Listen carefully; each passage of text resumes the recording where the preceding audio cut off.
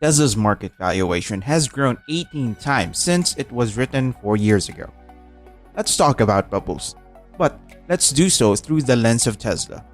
According to Jeremy Grantham, co-founder and chief investment strategist at Grantham, Mayo, and Van Otterloo. But first, please accept my warmest greetings if this is your first time here at the Smart Stocks Academy channel. Be the first to know when a new video like this is released.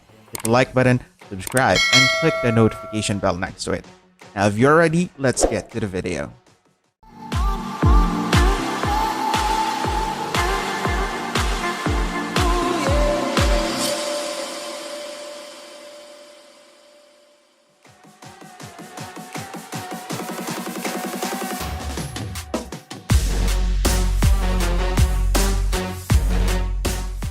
Tesla, according to Jeremy Grantham, is clearly a bubble, despite the fact that he is the proud owner of a Model 3 and believes they are magnificent vehicles.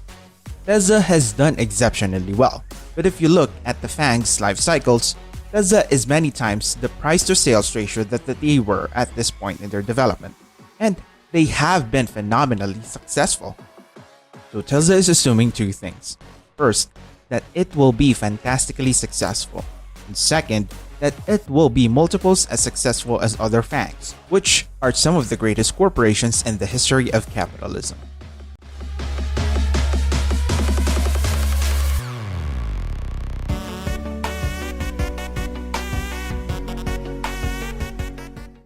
If we were to defend FANGs, we can argue that, like Amazon, they constituted a critical fork in the retailing road. If you look at companies like Facebook and Netflix, they all symbolize these enormous disruptive shifts, and we are grateful to Tesla for pioneering electric vehicles as a green company. But now, in Phase 2, every major automotive manufacturer, including Mercedes, BMW, and Volkswagen, is preparing to go electric.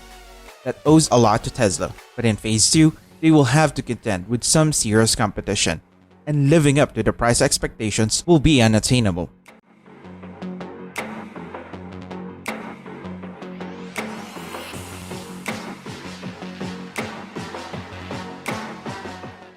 New technologies are constantly being developed, particularly in the field of solid-state lithium.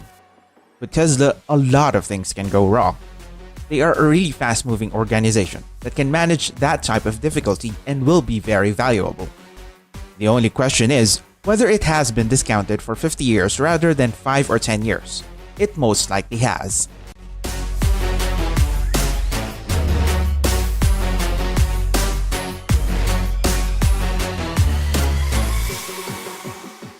The thing about Japan's Great Bubble of 1929 is that no one knows why the bubble burst after all these years.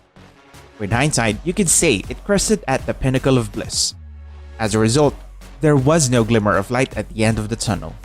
As the market reached its top, everything appeared to be in perfect order, and everyone is satisfied as long as it appears to be in perfect order.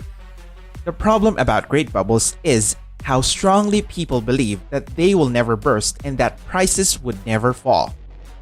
The housing bubble in America in 2005 and in 2006 was a fantastic bubble in that regard. People were going out and buying a second house to rent since house prices never fell.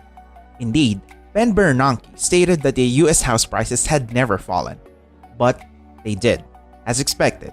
But that is a penalty of doing business with the Federal Reserve. There was a huge buy-in in 1929, and articles in the Ladies' Home Journal claimed that all you had to do to get rich was buy stocks and hold them.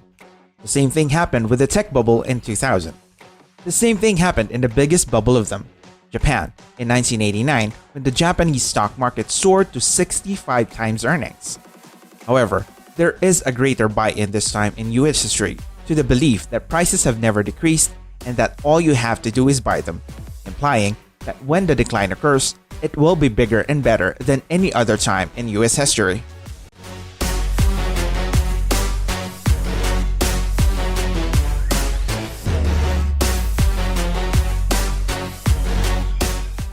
Yes, you can make a lot of money if you can manage going short and getting out of the way.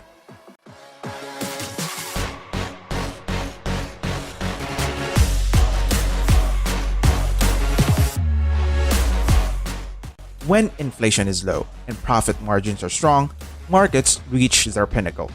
It isn't about progress. The Fed prefers a highly stable GDP. They despise it bouncing around because it makes portfolio managers uneasy. And our model, which dates back to 1925, explains nearly all of the ebb and flow and bull and bear markets until June of last year. For the first time since 1925, inflation, the most important predictor, has been ignored, beginning in June of last year. Yes, you have handsome profit margins if you want to explain today's market level. Every bull market is accompanied by a prosperous economy. Every bull market has a lot of liquidity, but every bull market before this one had a low rate of inflation. To explain today's market, you must suppose that the rising inflation is completely ignored, which is rather astonishing.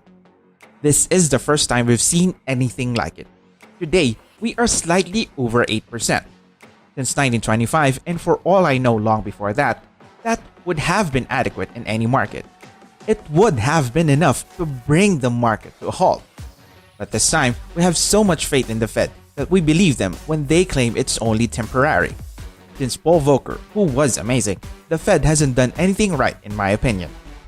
All of the others have aided in the formation of succession of extremely destructive asset bubbles. They shook the economy and is extremely disruptive. The drop in the Nasdaq from 2000, 82%, was the drop from 2000. The housing markets returned to trend and below, taking the rest of the world down with it, as well as all of the problems associated with bad mortgages and a 50% drop in the SP 500. These have a disastrous influence on wealth. People are made to feel poor by the Fed, and they spend less as a result. It's the last thing that you want, but the Fed hasn't learned their lesson. To get to 2000, they overprinted money. In the housing market, there was quantitative easing. In 2007, they got 3 or 4% more people to buy homes than had ever owned homes before, and the effect was disastrous. Has the Fed learned anything? Definitely not. So, they enter COVID at this point, and of course, they had to print money again. But did you have to fling this much more money around the world so that it could flow into the stock market and create these meme stocks? Isn't it crazy how Avis tripled in one day? Why did they triple in size? Because in response to Tesla, Hertz, Tom Brady, and others, hey guys, we're going to buy some electric cars as well, Avis stated. Boom, it triples in size. Even when adjusted for the size of the economy, this is more dramatic in scope and market cap than anything that happened in 1929.